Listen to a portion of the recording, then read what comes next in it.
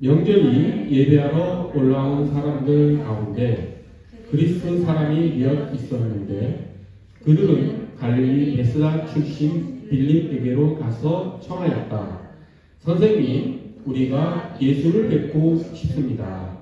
빌립은 안드레에게 가서 말하고 안드레와 빌립은 예수께 그 말을 전하였다. 예수께서 그들에게 대답하셨다. 인자가 영광을 받을 때가 왔다. 내가 진정으로 너희에게 말한다. 밀알 하나가 땅에 떨어져서 죽지 않으면 하나 그대로 있고 죽으면 열매를 많이 맺는다. 아멘. 오늘 본문 말씀이 수록된 요한복음 12장은 예수님께서 이제 공생애를 이제 끝내시는 그런 장면이 나오지요. 예수님께서는 12장 이제 시작하시면서 예수님께서는 나사로의 집에 가셔서 예수님께서 장례를 위한 장사를 위한 몸의 향유를 부음받습니다. 마리아가 그 일을 하죠. 12장이 시작되면서 분위기가 대단히 심상치가 않다는 것을 우리가 알 수가 있습니다. 예수님께서는 마리아가 향유를 예수님의 발에 붓고 머리로 머리카락으로 닦아주는 그 모습을 보시고 예수님께서 이제 십자가의 순환을 받으실 그 일을 마리아가 기념하여 이렇게 한 것이다라고 하는 것을 말씀하시고 이제 십자가의 길로 올라가실 마음의 준비를 이제 하나씩 해 나가는 것으로 12장이 시작이 됩니다. 하지만 세상은 그렇게 예수님께서 십자가 가시는 길을 호락호락하게 놔두지를 않죠. 나사로가 죽은 자 가운데서 다시 살아났다는 그런 소문이 유대 온 지역에 퍼지고 그것을 알게 된 제사장들과 바리새인들은 예수님도 죽여야겠다라고 하는 모의를 하지만 나사로도 이제 없애야 되겠다라고 하는 그런 모의를 하게 됩니다. 12장에 나오는 얘기이죠. 그래서 이제 세상은 이렇게 예수님께서 십자가 순환의 길을 가심으로 구원을 하시는 그런 모습과 또 악한 영들이 또 예수님을 자신들의 뜻에 따라 또 목숨을 없애려고 하는 그런 음모가 상반되게 나타나는 모습이 12장 첫머리에 보이는 것이죠. 그리고 나서 예수님은 이제 예루살렘 성에 입성하십니다. 그때 또 예루살렘 사람들은 정려나무 가지를 흔들고 자신들이 입던 겉옷을 바닥에 깔고 나무가지를 깔고 하며 예수님을 환영하지요. 호산나 다윗의 자손이여 하며 예수님을 환영합니다. 그리고 예수님께서 예루살렘 성에 계실 때 주로 성전에서 사람들을 가르치셨죠. 그랬을 때 예수님이 계시는 곳에 그리스인들이 몇몇 찾아오는 것이 오늘 본문 20장 말씀입니다. 이제 예수님께서는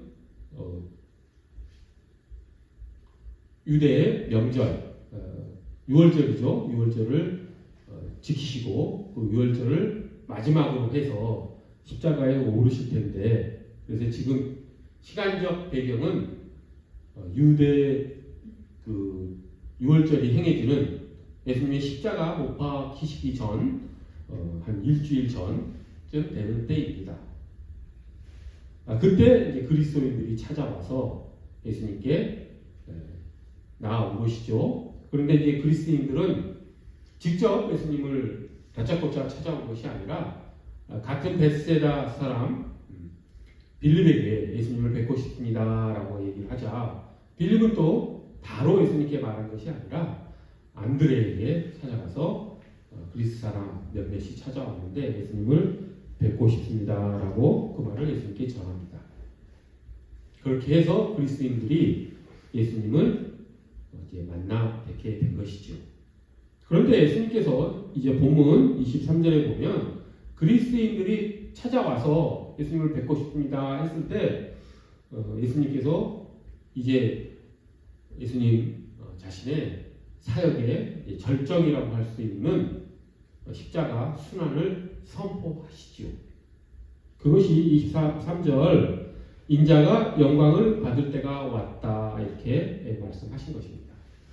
우리가 이 시점에 좀 주목하기를 원합니다.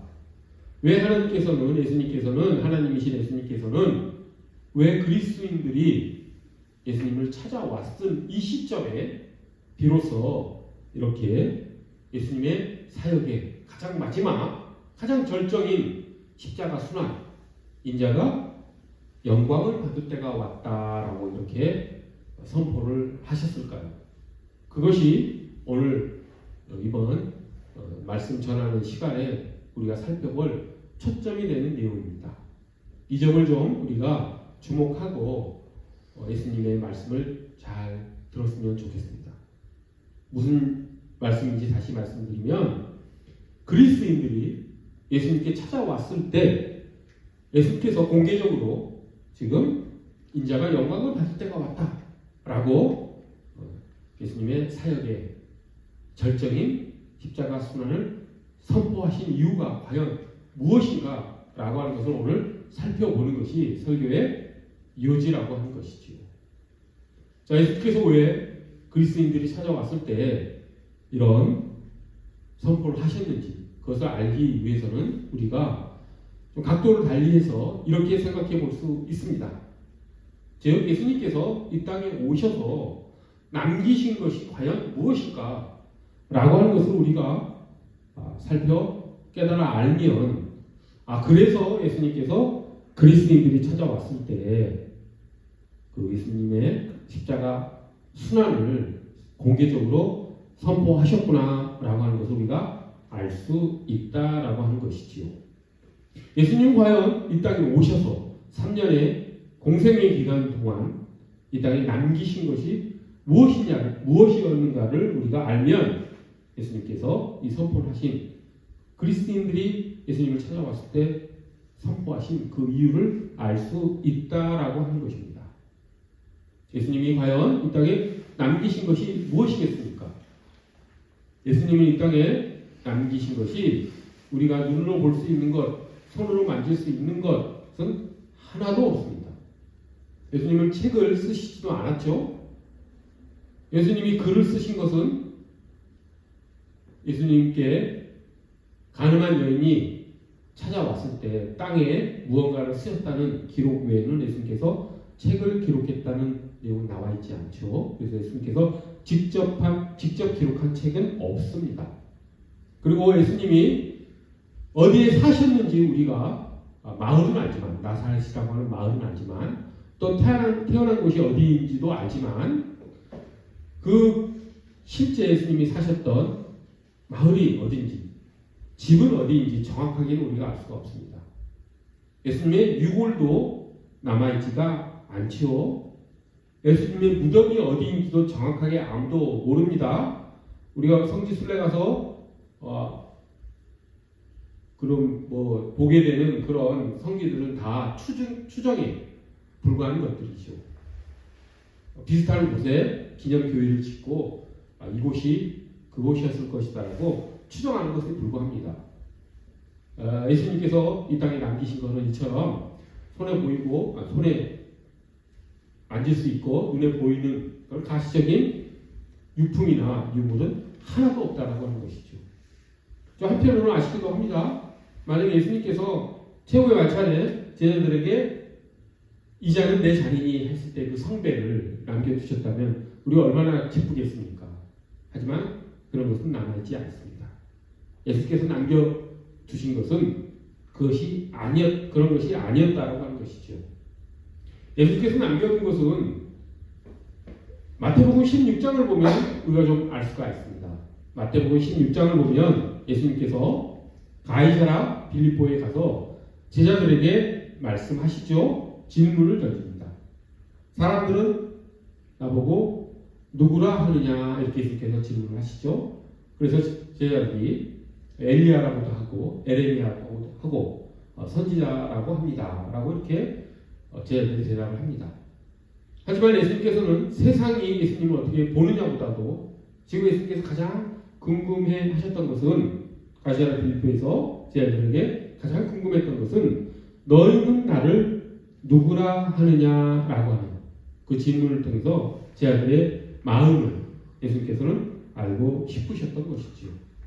그때 제자 베드로의 입에서 놀라운 위대한 고백이 나옵니다. 주는 그리스도이시요 살아계신 하나님의 아들이십니다.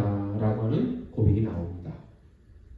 그때 예수님께서 그 베드로의 고백을 들었을 때 우리가 그 예수님의 마음에 함께 공감해 보기를 원합니다.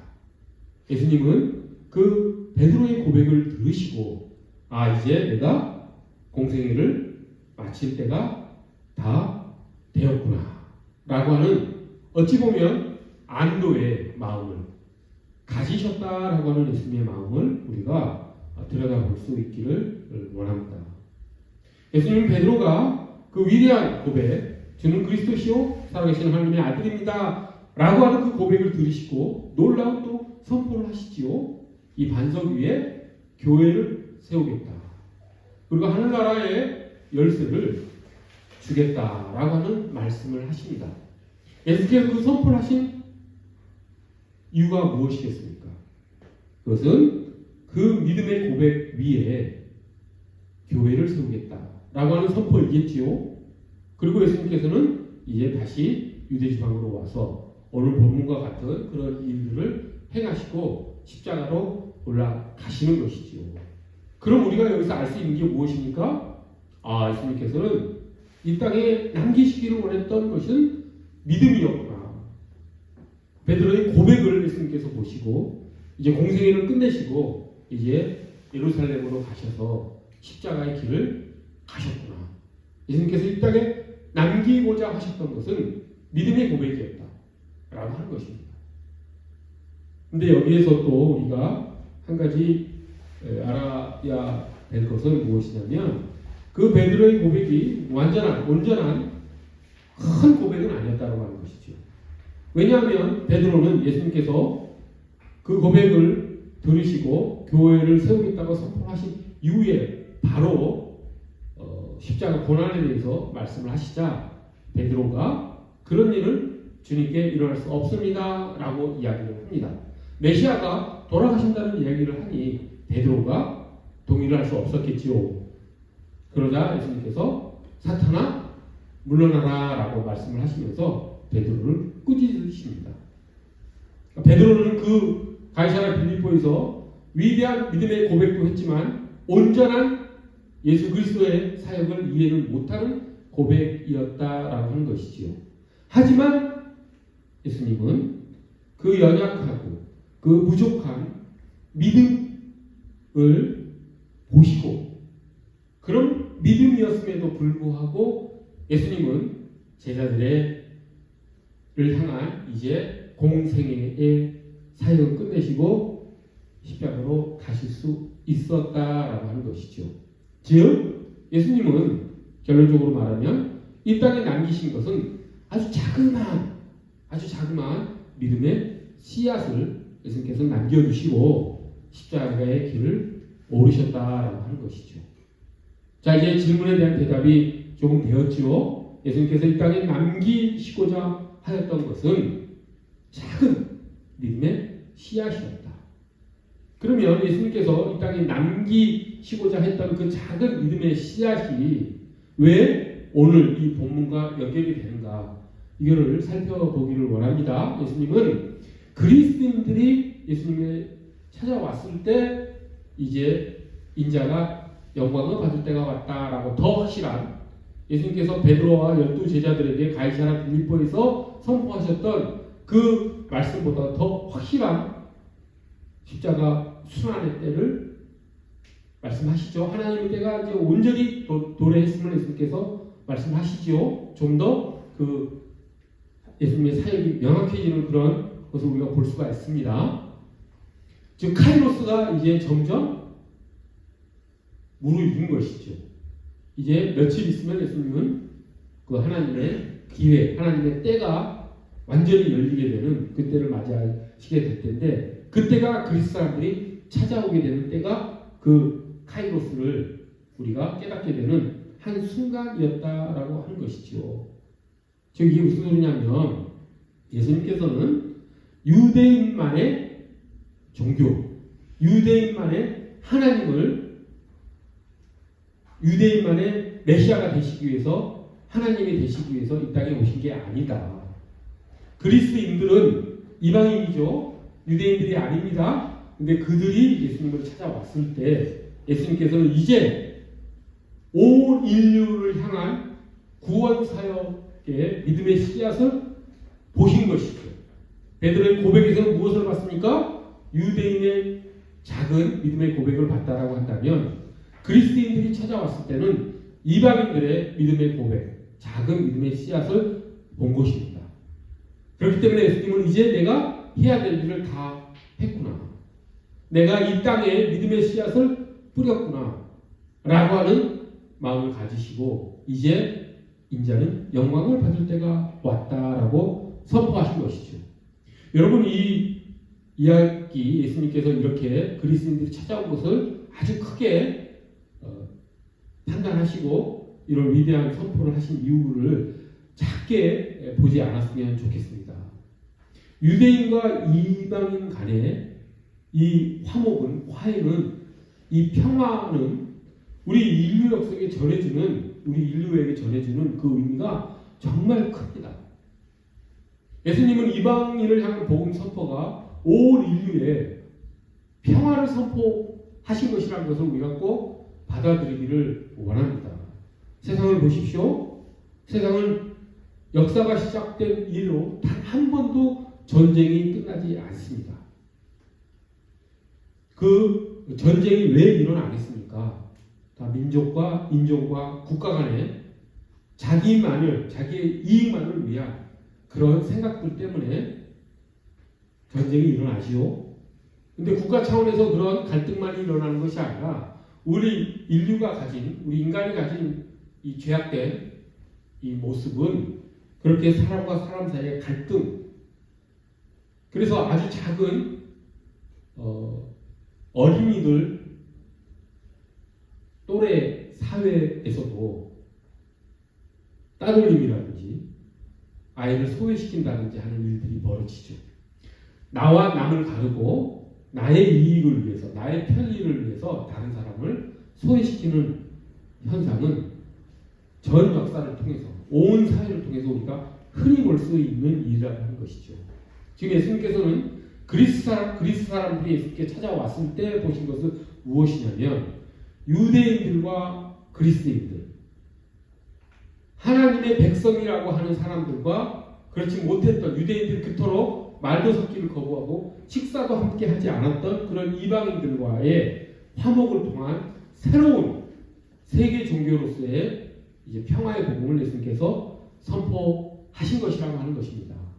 그렇기 때문에 예수님께서 예루살렘 입성하실 때 말을 타고 입성하신 것이 아니라 나귀를 타고 입성하신 것이죠. 왕이 말을 탔다라고 하는 것은 이제 전쟁에 나간다는 뜻이죠.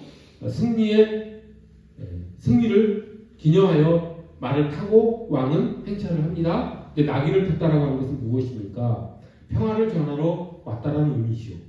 그런 것과 맞물려서 예수님께서는 나귀를 타고 예루살렘에 입성하셨다라고 하는 것은 세상에 평화의 복음을 선포하시겠다라고 하는 그런 것을 예수님께서 보여주신 거라고 하는 것입니다. 예수님께서 이제 그리스 사람들이 예수님을 찾아왔을 때 예수님은 그 그리스 사람들 마음속에 있는 아주 작은 여작한 예수님을 향한 믿음을 보시고 이제 예수님께서 세상을 떠나셔도 이제 유대인과 그리스인들, 즉 하나님의 백성과 이방인들 사이에 갈등이 아닌 평화를 위한 작은 씨앗을 이제 예수님께서 보시고 떠나셨다라고 하는 것이죠. 물론 예수님께서 그 사역을 온전히 제자들의 마음속에 꽃피우기 위해서는 예수님께서는 십자가 순환으로만 끝내는 것이 사역의 끝이 아니었죠. 부활하심으로 제자들이 예수님의 뜻을 그 뜻을 온전히 깨닫고 이제 예수님의 제자로서의 순교에 이르는 믿음을 가지고 나아가는 것입니다. 우리가 이제 예수님께서 그리스도 앞에 찾아왔을 때 왜 십자가 순환을 공개적으로 선포했는지 그것을 우리가 알 수 있습니다. 그런데 이 작은 믿음, 연약한 믿음을 통해서 세상에 하나님의 나라를 선포하시고 평화의 복음을 선포하시는 이 일은 단지 예수님께서만 행하신 일이 아니고 하나님께서도 성부 하나님께서도 행하시는 방법이었다라고 하는 것을 우리가 깨닫기를 원합니다. 그것을 남은 자 신앙이라고 하지요. 그것은 이사야서를 보면 우리가 알 수가 있습니다. 예수님께서 이사야에게 사역을 주실 때 어떻게 말씀하십니까? 이사야 내가 하나님의 말씀을 전하여도 사람들은 알아듣지 못할 것이다. 내가 아무리 하나님의 말씀을 선포를 해도 그들은 귀가 둔하여 알아듣지 못하여 눈이 어두워서 보지 못하고 하나님의 말씀을 받아들이지 않을 것이다 라고 하면서 이사야에게 사역을 주시죠. 이사야는 그 말이 너무나 얼마나 그것이 아프게 들어왔겠습니까? 그래서 하나님께 이사야가 질문을 하죠. 그런 일이 언제까지 이루어지겠습니까? 라고 했을 때 하나님께서 이사야에게 유대가 그 당시 이제 남주다 시대이죠. 남주다가 멸망할 때까지 바벨론에 의해서 멸망할 때까지 사람들이 거의 대부분 다 멸망할 때까지 그런 일이 벌어질 것이다. 이렇게 아주 비극적인 얘기를 하시죠. 하지만 그 뒤에 하나님께서 이사야에게 하신 말씀이 있습니다. 이렇게 말씀을 하십니다. 어떻게 말씀을 하시냐면 주민의 10분의 1이 아직 그곳에 남는다 해도 10분의 1이 남는다 해도 그들도 다 불에 타 죽을 것이다. 정말 비극적인 결말을 이야기하십니다. 이사야의 사역이 이렇게 비극적으로 아무리 하나님의 말씀을 선포를 해도 다 불에 타 죽을 것이다. 그리고 그 뒤에 덧붙이는 말씀이 이제 우리에게 소망을 주는 말씀을 하나님께서 이사야에게 해주시죠. 그 말씀이 뭐냐면 그러나 담나무나 상수리 나무가 잘릴 때 구루터기는 남듯이 거룩한 씨는 남아서 그 땅에서 구루터기가 될 것이다 라고 이야기하시면서 이사야 선지자 사역의 초점이 어디인지를 말씀하십니다. 하나님께서는 지금 이사야를 통해서 무엇을 남기고자 하셨습니까? 이스라엘 온 역사를 통해서 하나님께서 결국 남기시고자 했던 것은 거룩한 씨, 그루터기, 렘넌트라고 하죠. 남은 자들입니다. 하나님을 향한 신실한 믿음을 하나님께서는 남기기 원하셨다라고 하는 것이죠. 성부 하나님과 성자 하나님의 뜻은 같습니다. 그렇기 때문에 이 땅에 오신 성자 하나님이신 예수 그리스도께서도 제자들의 아주 작은 믿음, 가이사랴와 빌립보에서 확인한 그 작은 믿음을 보시고 예수님은 자신의 생명까지도 내어주시는 길을 가셨던 것입니다. 그리고 예루살렘 성에서도 예수님께서는 그 복음이 유대인에게만 퍼져서 혹여나 그것이 배타적인 민족 종교로 퍼질까봐 우려하셔서 그리스도인들에게 즉 이방인들에게도 믿음의 씨앗이 있기를 원하셨던 것이죠. 그리고 그리스도인들이 예수님을 찾아왔을 때 그 믿음을 보시고 이제 세상은 온 인류는 하나님을 향한 믿음의 씨앗을 가질 수 있는 것을 예수님께서 보시고 십자가의 길을 분연히 가셨다라고 하는 것이죠. 우리도 이제 선택을 해야 되는 것입니다. 예수님께서 우리에게 물어보십니다. 뭐라고 물어보십니까? 너희는 나를 누구냐라고 물어보시죠. 우리가 살아가면서 하루를 살아가면서 일주일을 살아가면서 항상 예수께서 우리에게 말씀하시는 질문인 줄을 믿습니다. 그때 우리가 어떻게 대답해야 되겠습니까? 주는 그리스도시요 살아계신 하나님의 아들입니다. 라고 하는 믿음을 고백하며 하나님의 물음에 대답하는 우리 모두가 되기를, 우리의 작은 믿음을 가지고 예수 그리스도께서는, 하나님께서는 온 세상에, 온 인류의 복음, 하나님 나라를 선포하신다라고 하는 것, 나를 통해서 나의 믿음이 커서가 아니고, 나의 믿음이 위대해서가 아니고, 나의 믿음이 훌륭해서가 아니고, 나의 작은 믿음을 보시고 나를 통해서 인류의 구원을 이루신다. 이사야 선지자도 하나님께서 그 작은 믿음을 하나님께서 세상에 남기기를 원하셨던 것처럼, 하나님께서도 우리에게도 우리 마음 안에 그 작은 믿음이 이제 세상을 변화시키는 커다란 믿음으로 변화되기를 하나님께서 원하신다는 것을 우리가 마음속에 깊이 새겼으면 좋겠습니다. 우리는 하나님께서 남겨주신 세상의 작은 씨앗들인 것입니다.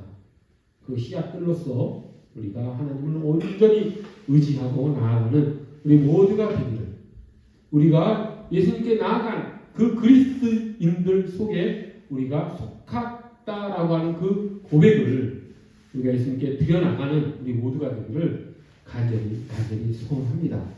오늘 본문 20절에 명절에 예배하러 올라온 사람들 가운데 그리스 사람이 몇 있었는데 라고 하는 이 말씀 속에 우리가 포함되기를 간절히 원합니다. 명절에 예배하러 올라온 사람들 가운데 그리스 사람들이 있었는데 라고 하는 그 그리스 사람 대신에 내 이름이 거기에 포함되기를, 그렇게 성경을 바라볼 수 있기를, 그래서 명절에 예배하러 올라온 사람들 가운데 내가 거기에 속했는데 라고 이렇게 성경을 바라보며 그 작은 믿음이나마 미약한 믿음이나마 하나님께 올려드리는 우리 모두가 되기를 간절히 소원합니다. 기도하겠습니다. 거룩하고 자비로우신 하나님 아버지, 저희가 가진 것은 하나님의 우리의 아버지이시고 예수께서 우리의 그리스도이시고 하나님의 아들이심을 저희가 아는 작은 믿음뿐입니다. 하나님, 그 믿음을 하나님께서 키워주시고 성장하게 하셔서 우리가 하나님 나라의 선교사로서 이 세상을 살아갈 수 있도록 저희를 붙들어 주시옵소서. 하나님, 저희는 미약하나 하나님은 위대하심을 저희가 또한 삶 가운데 체험하기를 원하오니, 약할 때 강함 되시는 하나님의 능력을 우리가 삶 가운데에서 경험하여 나아갈 수 있도록 저희를 붙들어 주시옵소서. 감사드리오며 귀하신 예수 그리스도 이름 받들어 기도드립니다.